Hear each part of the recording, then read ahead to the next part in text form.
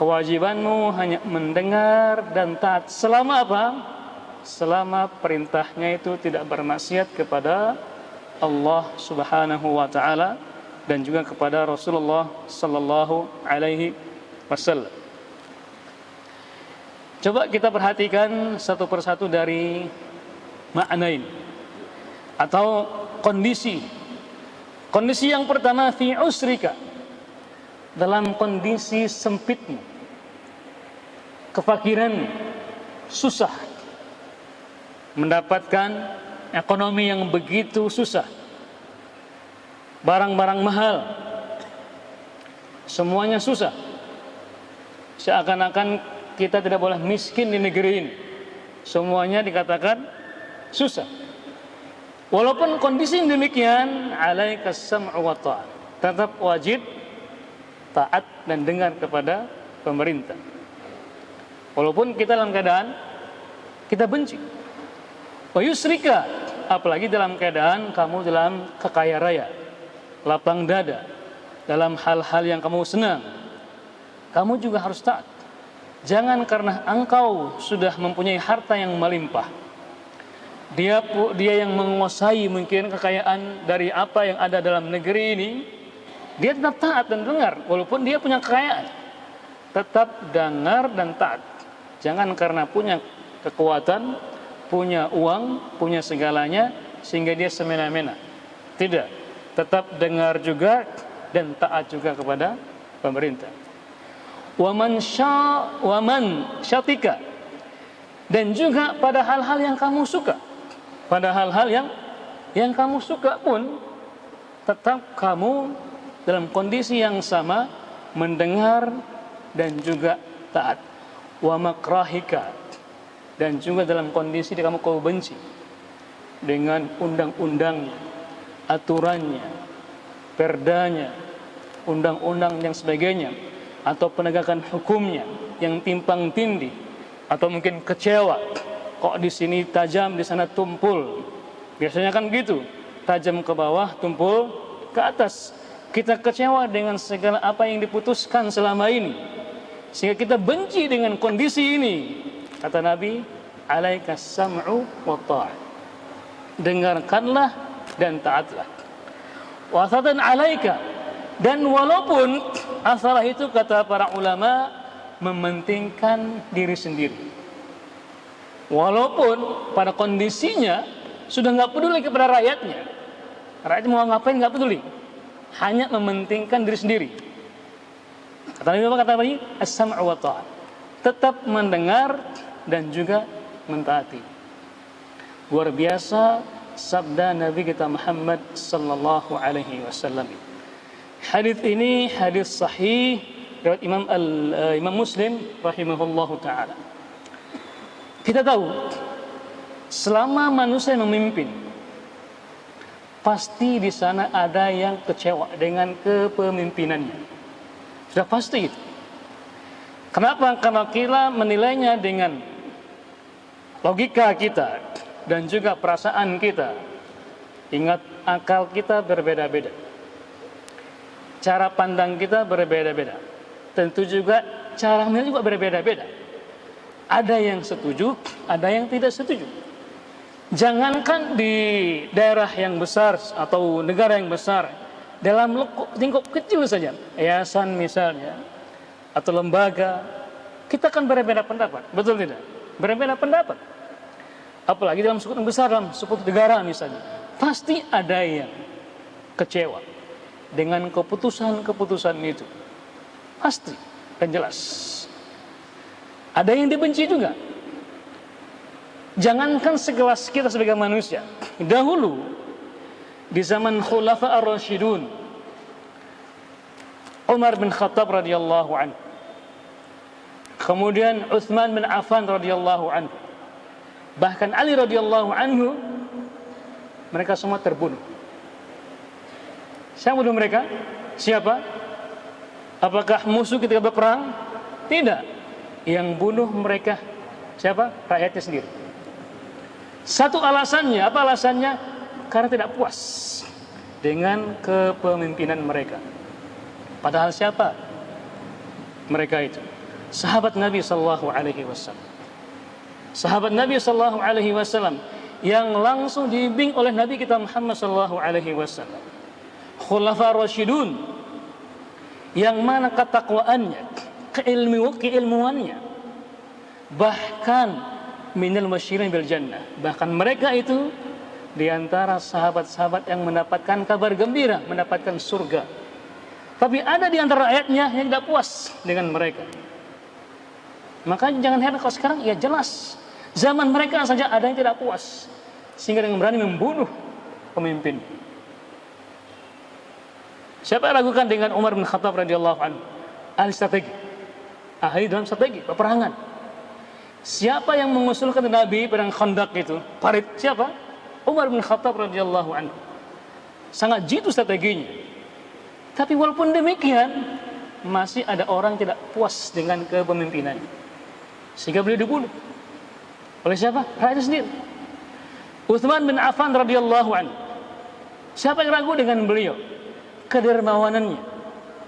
Beliau adalah ahli ekonom di zaman tersebut. Beliau ketika berdagang berniaga sudah 100% atau 90% itu pasti untung kalau berniaga. Bahkan beliau juga dermawan. Sampai-sampai ketika beliau hijrah ke Madinah, ada sebuah sumur, rumah atau raumah namanya itu, yang mana itu sumurnya milik orang Yahudi. Dan orang Yahudi ini nggak mau ngasih kepada orang Muslim. Akhirnya, kalau mau bayar, datanglah Utsman bin Affan radhiyallahu bernegosiasi. Bagaimana caranya agar orang Yahudinya mau menjualnya? Ahli ekonominya masya Allah, ekonom beliau ini. Nggak mau. Gini saja kata Utsman bin Affan, aku beli setengahnya. Hari ini milik kamu dan esoknya milik aku. Kalau hari ini milik kamu, maka orang-orang mukmin itu membelinya kepadamu. Dan ketika hari itu milik aku, maka aku akan terserahku. Maka MOU-nya pun terjadi. Setengahnya milik Utsman, setengah milik siapa? Milik orang Yahudi. Hari di mana sumur itu miliknya Utsman bin Affan, kata Utsman bin Affan, ambil air untuk 2 hari. Hanya kaum muslimin mengambil untuk 2 hari. Ketika esok harinya miliknya orang Yahudi, nggak ada yang datang. Ujung-ujungnya akhirnya apa? Sumur itu semuanya dijual kepada Utsman bin Affan. Setelah sumurnya milik Utsman bin Affan, ambil semuanya, diwakafkan untuk kaum muslimin. Masya Allah, ahli ekonomi. Walaupun demikian, dia dibunuh oleh siapa? Rakyatnya. Nggak puas dengan kepemimpinannya. Luar biasa. Ali radhiyallahu anhu, siapa yang kenal beliau? Sahabat yang multi talenta, bisa semuanya, strategi, ekonomi dan segala macamnya itu. Tapi bagaimana akhir hayatnya? Dibunuh juga oleh siapa? Rakyat sendiri, karena nggak puas dengan kepemimpinannya. Kenapa? Itulah kondisinya. Pasti kalau kita menilainya dengan akal kita dan juga perasaan kita, yang tidak puas pasti ada. Makanya bagaimana kita bersikap kalau kita menghadapi itu? Kata Nabi, isma' wati', dengarkanlah dan taatlah. Umar bin Khattab radhiyallahu anhu, siapa menurut beliau? Ada yang tahu gak? Abu Lu'lu'ah al-Majusi. Abu Lu'lu'ah al-Majusi ini, dia adalah tawanan perang sebenarnya.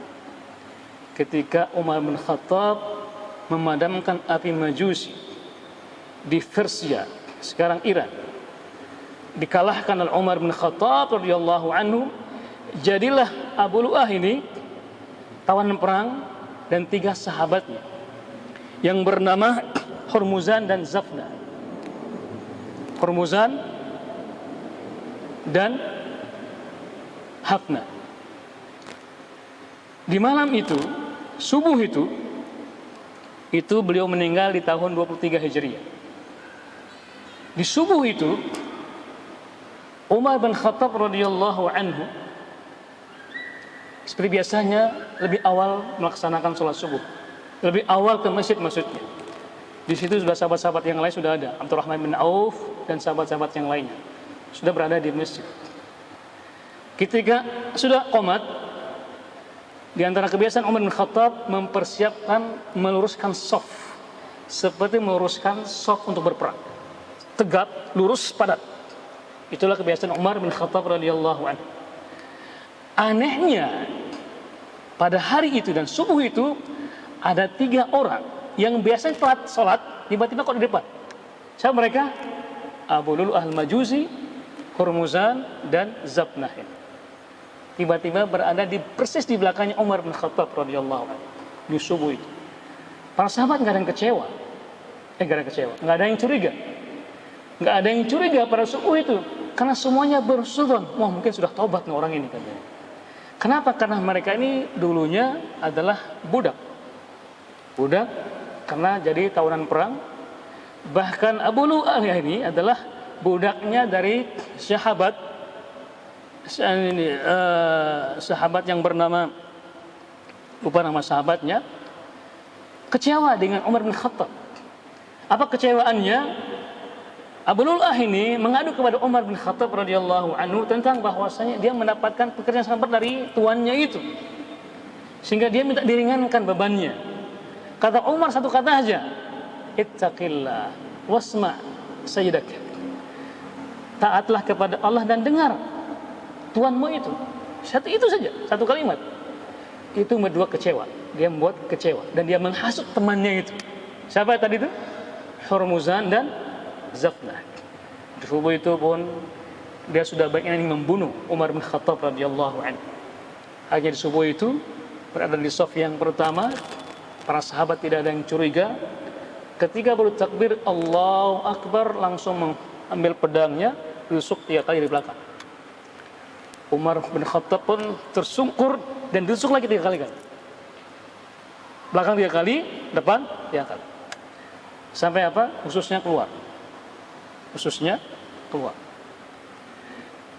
Sahabat yang melihat itu, kata Umar masih sempat berkata, selesaikan sholat tersebut. Selesaikanlah sholat. Sampai sahabat yang lainnya sholat, Umar pun berkata kepada sahabat yang lainnya, aku ingin wudhu. Kata sahabat, enggak, tenang, kamu sudah sakit. Tidak, aku ingin wudhu. Akhirnya diwudhukan dan sempat sholat subuh. Setelah sampai di rumahnya, beliau meninggalkan dunia ini. Itu berawal dari apa? Dari kekecewaan. Kecewa. Coba siapa yang kenal keadilannya Umar bin Khattab radhiyallahu anhu? Tapi karena kecewa, apa yang terjadi? Dia dibunuh. Oleh siapa? Rakyatnya sendiri. Na'udzubillah, tsumma na'udzubillah min dzalik. Utsman bin Affan radhiyallahu anhu, ahli ekonom. Siapa yang kenal beliau? Sahabat Nabi Muhammad sallallahu alaihi wasallam.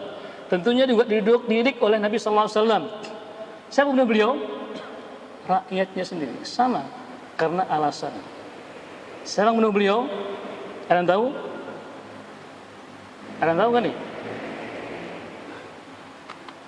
Nggak ada hadiah ya?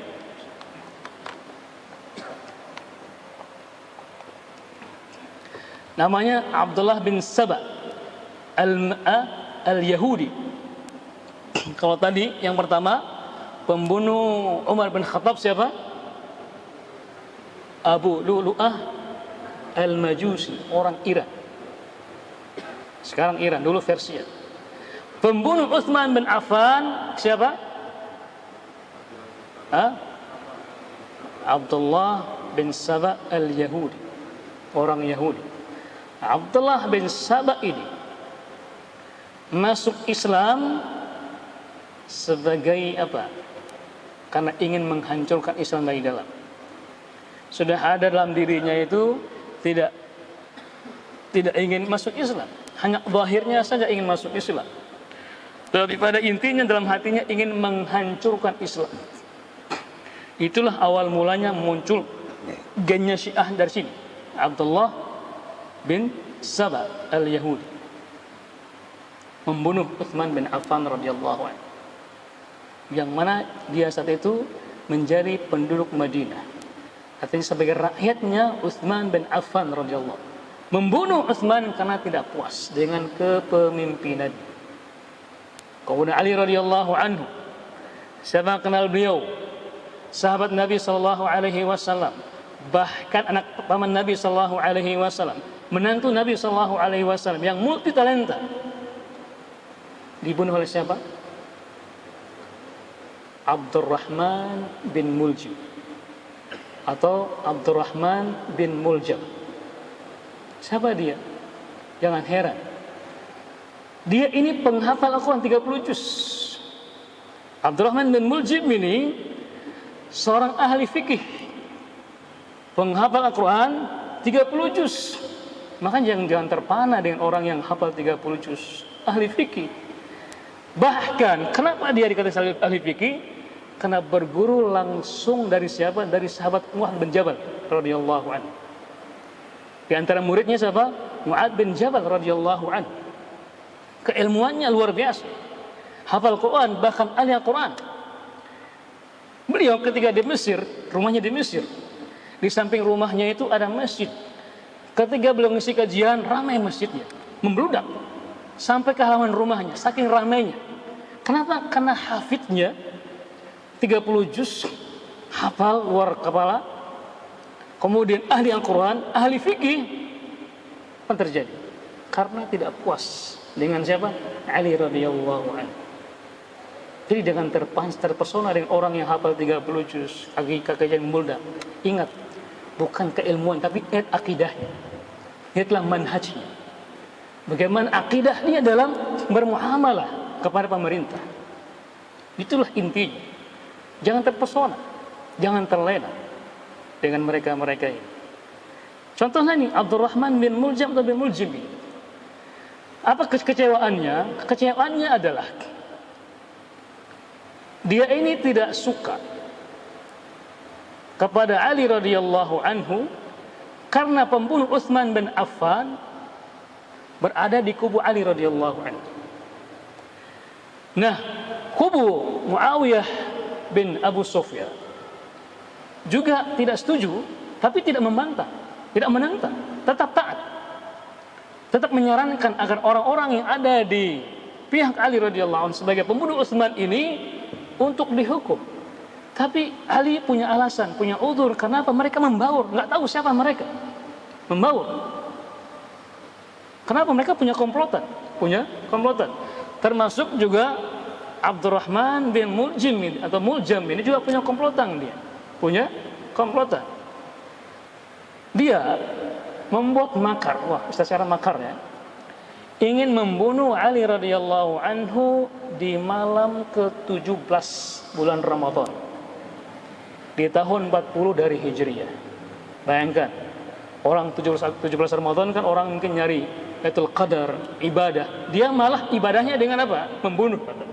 Itu keyakinan dia dengan komplotannya. Waktu itu Ali masih di Kufah. Dia bersama komplotannya ini pergi Kufah hanya untuk membunuh Ali radhiyallahu anhu. Sesampainya di Kufah dia menyamar sebagai orang biasa. Menyamar di sana, sesampainya di sana dia bertemu dengan seorang gadis yang cantik dan ingin menikahinya, melamarnya. Dan ternyata gadis ini adalah bapaknya dan juga saudaranya dibunuh oleh pasukan Ali ketika di perang Naharwan, terbunuh. Nah, wanita ini ketika ingin dinikahi oleh Abdurrahman bin Muljim ini memberi syarat mahar 3.000 dirham, punya rumah, punya kuda, punya budak, termasuk membunuh Ali radhiyallahu anhu. Termasuk siapa? Membunuh Ali radhiyallahu anhu. Setuju katanya. Justru karena itu saya kesini kata dia. Itu karena yang terakhir, karena saya ingin membunuh Ali, karena nggak setuju. Akhirnya pun setelah menikah, Abdurrahman bin Muljim ini menghasut orang-orang yang ada di Kufah itu untuk membantu dia membunuh Ali radhiyallahu anhu. Dia menghasut seorang pemuda yang bernama Amr dan atau siapa namanya menghasut yang awalnya dia nggak mau. Tapi karena perkataannya itu, rayuannya begitu halus sekali, sehingga dia pun tergoda dan mau ikut dengan Abdurrahman bin Muljim, dan mereka punya komplotan. Di malam tanggal 17 itu, di mana Ali radhiyallahu anhu sering keluar dari pintu itu, Abdurrahman bin Muljim berdiri di samping pintu di mana Ali radhiyallahu anhu sering keluar dari situ. Sehingga ketika Ali keluar di malam itu, as-salah mengajak orang untuk salat, subuh maksudnya, disitulah dia bersama komplotannya membunuh Ali radhiyallahu dengan tragis dan sadis. Na'udzubillah, thumma na'udzubillah min dzalik. Apa sebabnya? Karena tidak puas dengan kepemimpinan Ali radhiyallahu. Apa hikmah yang dapat kita ambil dari sini? Bahwasanya selama itu manusia, ketika memimpin pasti ada yang pro dan kontra, ada yang puas tidak puas. Tapi bagaimana sikap kita untuk menghadapi orang-orang, kita sebagai rakyat menghadapi pemimpin kita? Kata Nabi apa? Isma' wati, dengarkanlah dan taatlah. Itu wahyu dari Allah yang Allah sampaikan ke Nabi kita Muhammad SAW, dan Nabi sampaikan kepada kita. Nah, kalau kita ngaku sebagai umat Nabi Muhammad SAW, kita ikut akal kita, perasaan kita, atau ikut Nabi kita Muhammad SAW. Makanya para ulama Ahlus Sunnah wal Jamaah, imam yang 4 itu, Imam Abu Hanifah, Imam Malik, Imam Asy-Syafi'i, Imam Ahmad, sepakat semuanya enggak boleh menentang pemerintah. Sepakat semuanya itu as-sam'u wa ta'ah, mendengar dan juga taat. Termasuk kitab yang kita baca ini, kitab Riyadhus Shalihin, siapa penyusunnya? Siapa? Imam An-Nawawi, yang mazhabnya mazhab Syafi'i, mengajak kepada kita semua dengan dalil yang ada untuk taat dan patuh kepada pemerintah selama perintahnya itu tidak bermaksiat kepada Allah dan Rasul-Nya. Jadi tidak ada pemimpin yang sempurna. Kalaupun sempurna pun, maka rakyatnya pasti ada yang kecewa, sudah pasti itu. Jangankan kelas-kelas kita sekarang ini, dahulu saja zaman Khulafa ar-Rasyidun masih ada yang tidak puas. Bisa ngerti ya? Masih ada yang tidak puas. Maka kewajiban kita adalah siapa yang kita ikuti dari para penghafal Al-Quran, para alim ulama ini yang akidahnya benar, akidahnya Ahlus Sunnah wal Jamaah. Yang terakhir, jangan terpesona dengan orang yang dari segi keberhasilannya, keilmuannya, hafal Al-Quran, lihat manhajnya, lihat akidahnya, lihatlah akidahnya. Apakah akidahnya Al-Sunnah wal Jamaah atau tidak? Di antara cirinya apa? Ciri-cirinya as-sam'u wa ta'ah, ya. Ciri-cirinya apa? Ada 4. Di antaranya apa? Selalu taat dan patuh ke pemerintah selama apa? Selama tidak bermaksiat kepada Allah dan Rasul. Kalaupun ada, kata Nabi, la ta'ata li makhluqin fi ma'siyatil khaliq. Tidak ada ketaatan kepada pemimpin atau siapa saja ketika bermaksiat kepada Allah Rasul. Cukup dengan tidak taat saja.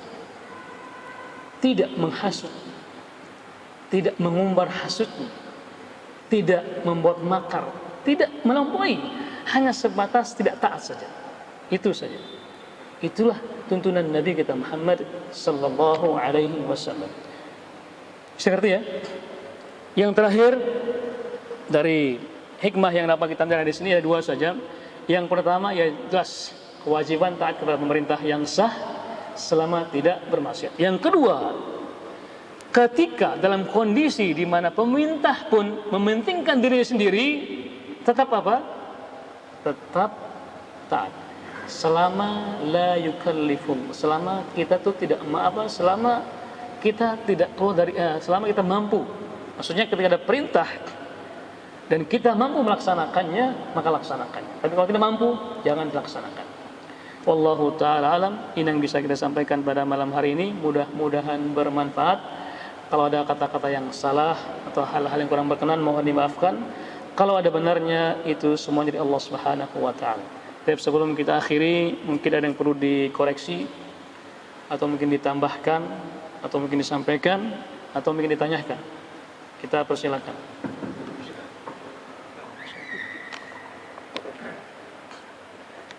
Nanti di sini. Assalamualaikum.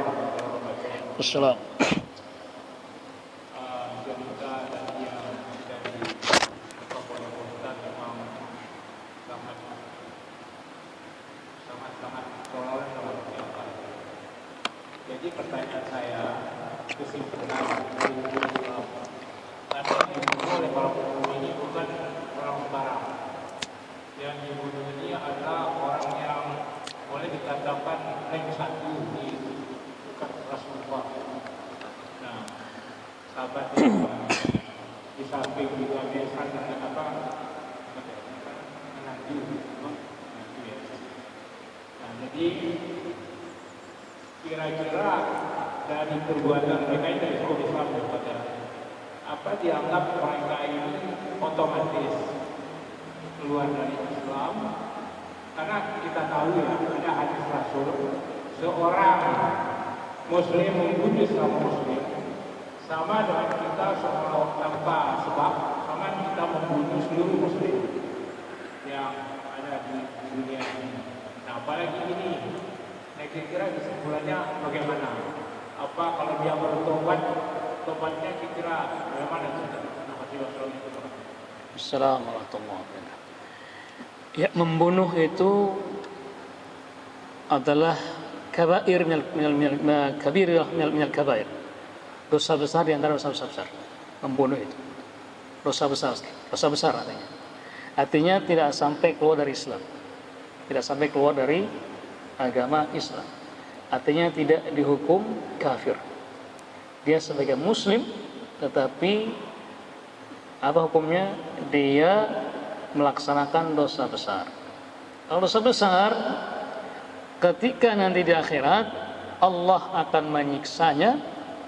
Ketika habis dosanya, Allah dengan izinnya bisa mengabadikannya di neraka, atau Allah bisa mengampuninya dan masukkan ke surganya Allah Subhanahu wa ta'ala. Intinya sikap kita hanya ketika dia membunuh, maka itu dosa besar. Maka dosa besar kita tahu balasan-balasannya, tapi tidak sampai ke apa? Ke neraka. Tidak sampai ke kafir. Nah, ketika dia membunuh, kemudian dia bertobat kepada Allah Subhanahu wa ta'ala. Kisahnya di Sahih Al-Bukhari. Nabi mengatakan dulu dari antara umatnya Bani Israel ada seorang yang telah membunuh 99 orang. Kemudian dia datang ke pendeta, bertanya, adakah pengampunan buat saya? Kata pendetanya, tidak ada. Akhirnya dia bunuh lagi pendeta tersebut. Lengkap dia membunuh berapa? 100 orang. Kemudian dia bertemu kepada seorang alim, ahli ilmu. Dia bertanya, iya, ada pemaaf bagimu, tapi kamu harus meninggalkan daerah tersebut. Akhirnya dia pun pergi ke daerah yang aman, ke daerah yang muslim. Belum sampai tempat itu, dia meninggal dunia.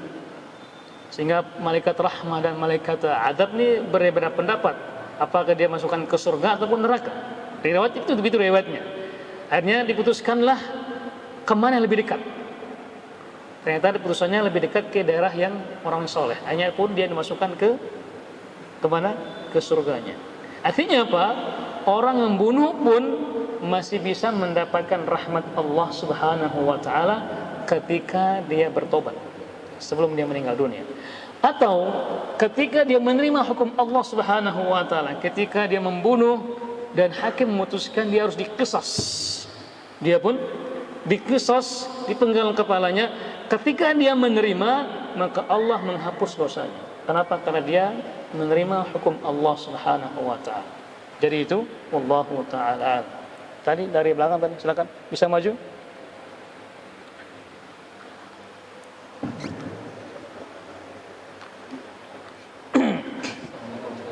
Assalamualaikum.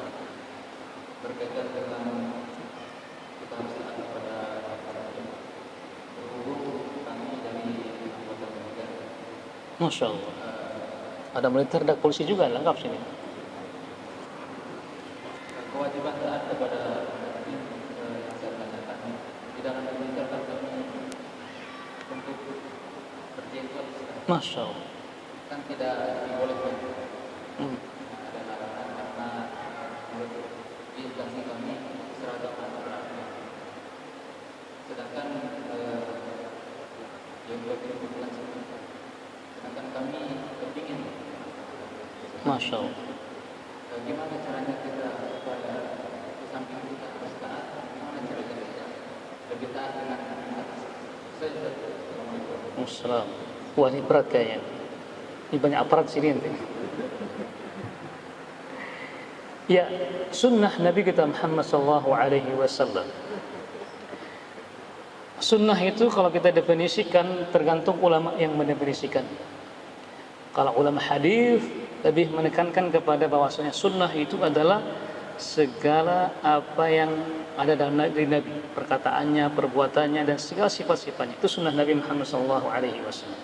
Atau sunnah menurut ulama usul fikih, bahwa sunnah itu adalah sumber hukum Islam. Kalau ulama fikih, bahwa sunnah itu kalau dilaksanakan dapat pahala, kalau tidak apa-apa. Nah, apa hukum jenggot ini? Sunnah atau wajib? Sunnah. Antum mengambil hukumnya siapa? Kalau hukumnya ahli fikih mengatakan kalau sunnah itu mendapat pahala, kalau dilaksanakan dapat pahala, kalau tidak apa. Bisa ngerti ya? Bisa ngerti ya? Itulah sunnah Nabi kita Muhammad sallallahu alaihi wasallam. Dan juga ini bukan masalah akidah. Ini bukan masalah akidah. Artinya ketika ada orang yang tidak berjenggot pun, ketika dia tidak menghinanya, ya, maka dia tidak berdosa. Nah, kapan dia berdosa? Ketika dia telah menghinanya.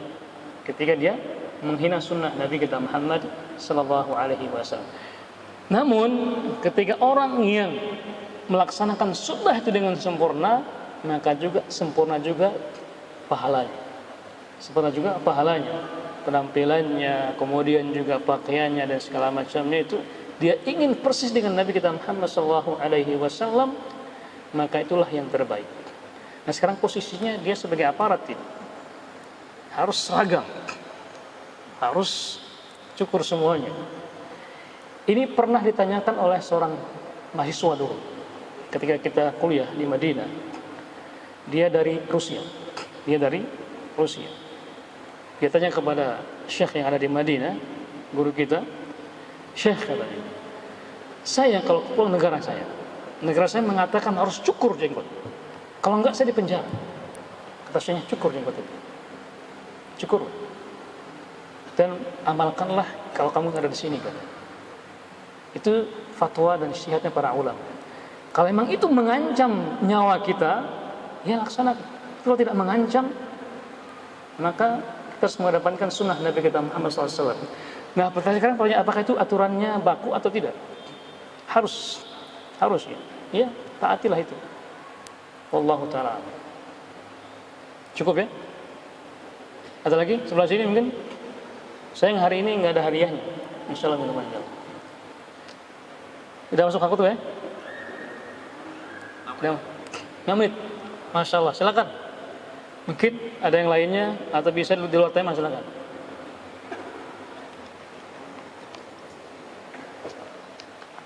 Ya, silakan.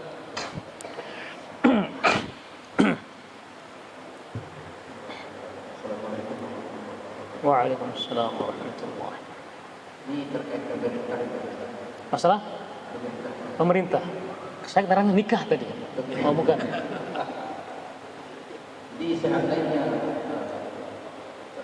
sebuah negara ini yang berkait dengan akidah, bagaimana hukumnya? Lain akidah atau lain agama? Ya, Lain agama. bagaimana sikap kita akan hukumnya kita untuk sikap kita harus mengikuti aturan atau atau taat?